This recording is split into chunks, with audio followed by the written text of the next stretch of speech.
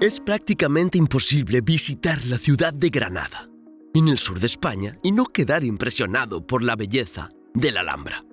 El imponente complejo de palacios, jardines y fortalezas construido en uno de los puntos más altos de la ciudad es símbolo de prosperidad y riqueza. Sin embargo, cuando uno se aleja de este maravilloso monumento histórico, que es también uno de los más visitados del país, puede comprobar que gran parte de la riqueza de la región se ha quedado en el pasado. El sur de España, antaño la región más rica del país, es ahora la más pobre, con indicadores muy inferiores a los del norte. La región andaluza, donde se encuentra Granada, junto con Extremadura y las Islas Canarias, son las más pobres del país y todas ellas están en el sur, mientras que Madrid, el País Vasco y Cataluña, situadas en la mitad norte de la península ibérica, son las más ricas. Pero, ¿cuál es la verdadera diferencia económica entre el norte y el sur de España? ¿Cómo ha pasado el sur de ser la región más rica del país a la más pobre? ¿Y tiene algo que ver esta diferencia con los movimientos independentistas que quieren dividir el país? Si quieres conocer las respuestas, permanece atento porque hoy vamos a hablar de eso y mucho más, empezando por España y su desigualdad regional.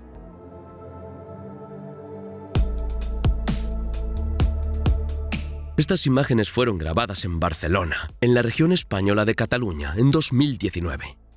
En los vídeos, las calles, que más bien parecen un campo de batalla, fueron tomadas por manifestantes a favor de la independencia catalana. Fue un capítulo más de una disputa que dura ya más de un siglo. Detrás de las motivaciones de Cataluña para separarse de España, hay cuestiones históricas y culturales.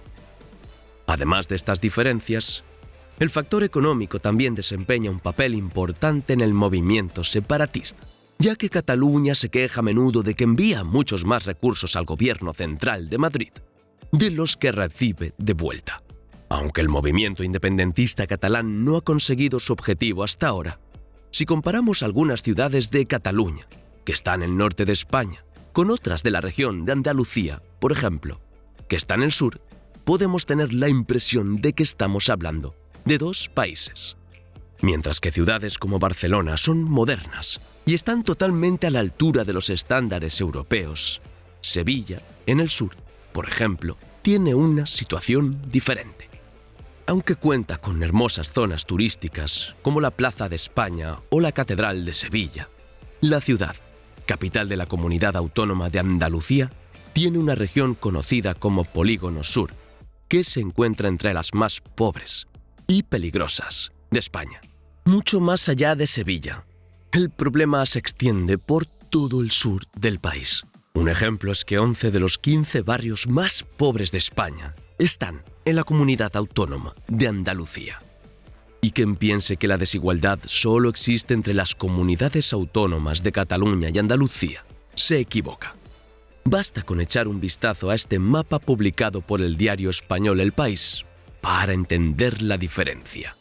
Los municipios más pobres, representados por los colores rojizos, ocupan casi toda la mitad inferior del mapa, mientras que en la mitad superior ocurre lo contrario, dominando el mapa el color azul, que representa las ciudades más ricas.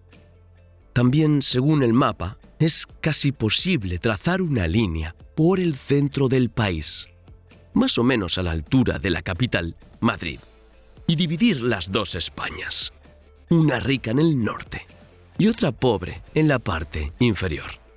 De hecho, aunque no aparezca en este mapa, esta línea ya existe y fue trazada por la naturaleza hace miles de años. El popular río Tajo nace en el país y recorre algo más de 1000 kilómetros hasta desembocar en Portugal. El río Tajo es precisamente esa línea que podemos considerar la división física de las dos Españas. Pero, ¿tiene el río algo que ver con la desigualdad? Hoy en día, el río Tajo no influye en las diferencias económicas y sociales de España. Sin embargo, para dos investigadores españoles, si retrocedemos en el tiempo, veremos cómo este río fue un factor determinante en la desigualdad actual. Así que retrocedamos en el tiempo para entenderlo, más concretamente hasta el año 711, cuando los musulmanes ocuparon prácticamente toda la península ibérica, dejando a los españoles atrapados en la montañosa región del norte. A partir del 722, los reinos cristianos comenzaron a organizar la reconquista del territorio, que fue poco a poco reconquistado. Según el estudio realizado por Diego Romero Ávila y Daniel Otto Peralías, dos investigadores de la Universidad Pablo de Olavide de Sevilla, el diferente ritmo al que se reconquistó el país en el norte y en el sur es la causa de la desigualdad que hoy afecta al país.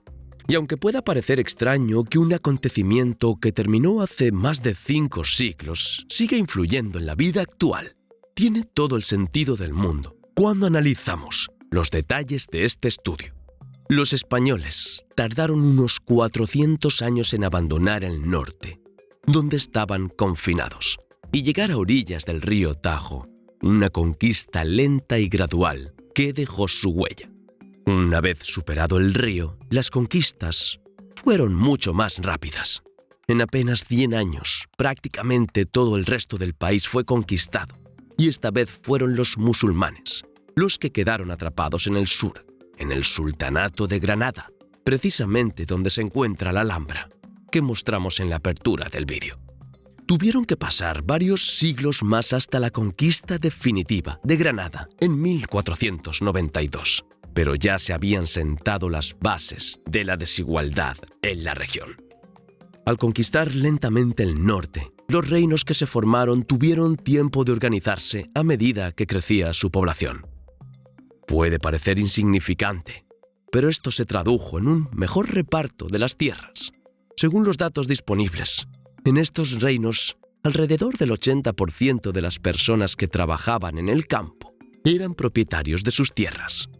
En el sur ocurrió lo contrario. La conquista de esta región solo fue rápida porque los reyes de España contaron con la ayuda de la nobleza, ya fuera mediante la financiación o el suministro de ejércitos, como era bastante habitual en la época.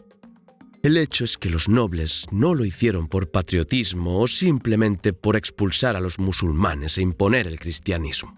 El objetivo principal de estas clases fue siempre aumentar su poder y su riqueza.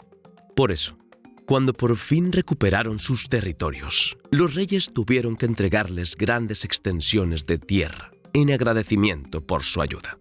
Esto creó un contraste con el número de terratenientes en el norte. Mientras que en la parte alta del mapa el 80% de los campesinos eran terratenientes, en el sur este porcentaje era solo del 30%.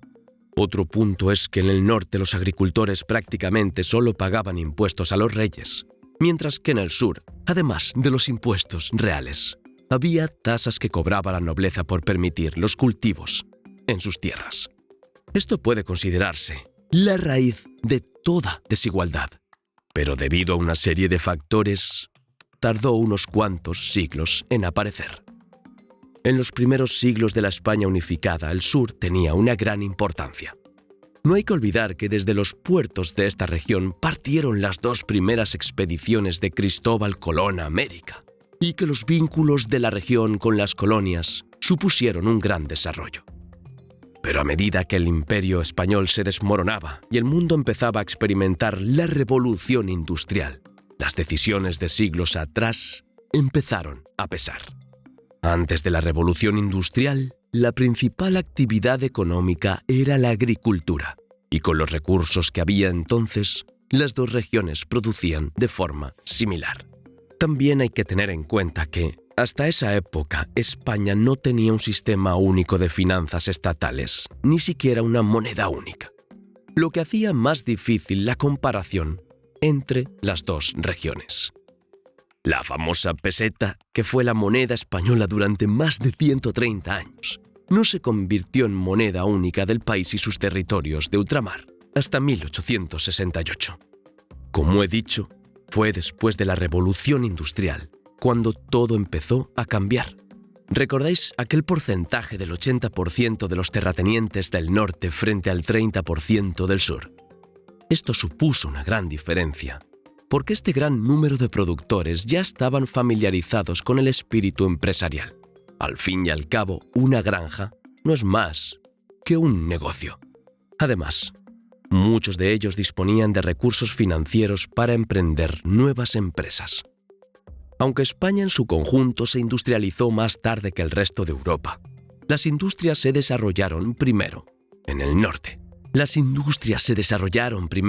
norte. Barcelona se convirtió en un importante centro de la industria textil, mientras que el País Vasco se convirtió en el centro de la industria siderúrgica española. Otro factor que se remonta a la época de la Reconquista y que provocó desigualdades como consecuencia de la industrialización fue la educación. Al poblarse el norte a lo largo de varios siglos, las ciudades estaban más cerca unas de otras, lo que favoreció la construcción de escuelas y la educación de la población. Mientras, en el sur predominaban los grandes latifundios rurales con pequeñas aldeas muy separadas entre sí. Por no hablar de que, para la nobleza, que dependía de la mano de obra para sus tierras, el estudio no estaba bien visto ni se fomentaba. Y mientras el sur seguía siendo agrícola, en el norte un verdadero efecto dominó transformaba la región. Como una industria siempre necesita proveedores de insumos, cerca de las primeras fábricas empezaron a formarse otras para satisfacer la creciente demanda.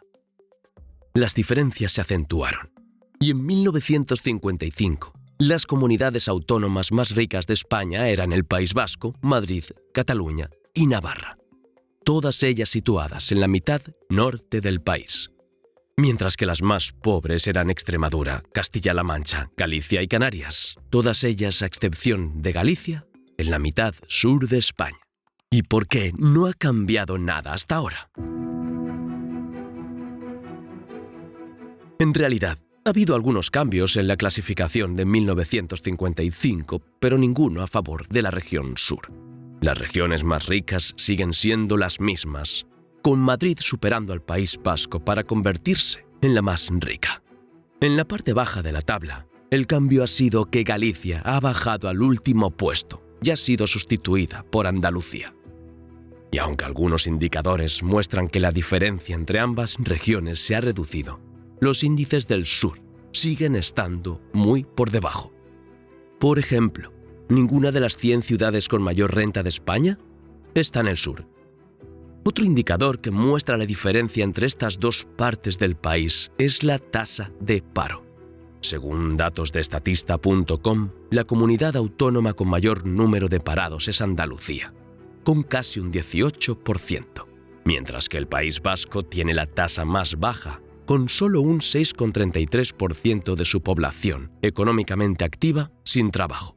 Y aunque los cambios que se han producido en España y en el mundo en las últimas décadas han servido para reducir algo esta desigualdad, no han sido suficientes para igualar las regiones. En el norte, por ejemplo, las industrias han perdido peso, pero el sector servicios se ha erigido como el nuevo motor económico y ha ayudado a la región a mantener e incluso mejorar sus índices económicos. La Comunidad Autónoma de Madrid, donde se encuentra la capital del país, ha sido una de las regiones que más ha aprovechado este cambio. Hoy, 1 de cada 4 empleos creados en España está en Madrid. En el sur, la economía también ha cambiado, especialmente con el crecimiento del turismo en España, que ha favorecido a la región. Debido al clima más suave, las playas y los monumentos históricos, el sur del país se ha convertido en el destino de vacaciones para gente de todo el mundo, especialmente europeos de los países del norte. El gran problema es que los empleos generados en el turismo son en su mayoría poco cualificados y mal pagados, por no hablar de la cuestión de la temporalidad, que hace que muchos trabajadores solo tengan trabajo en determinadas épocas del año. La agricultura sigue siendo importante para el sur del país, pero tiene el mismo problema que el turismo, ya que genera menos ingresos que las empresas tecnológicas, por ejemplo, y emplea mano de obra más barata y temporal. Hay otros factores, como la geografía, pero en este vídeo se trataba de retroceder en el tiempo y mostrar cómo un acontecimiento que terminó hace más de 500 años sigue influyendo en la vida actual. Y España no está sola en esta desigualdad entre norte y sur. Hay otro país que tiene el mismo problema, aunque por razones diferentes. Hablo de Italia, y si quieres saber más, eso es exactamente lo que mostramos en este vídeo que aparece en pantalla. Simplemente haz clic. Gracias a todos los que nos habéis acompañado hasta aquí. Abrazos y hasta el próximo vídeo.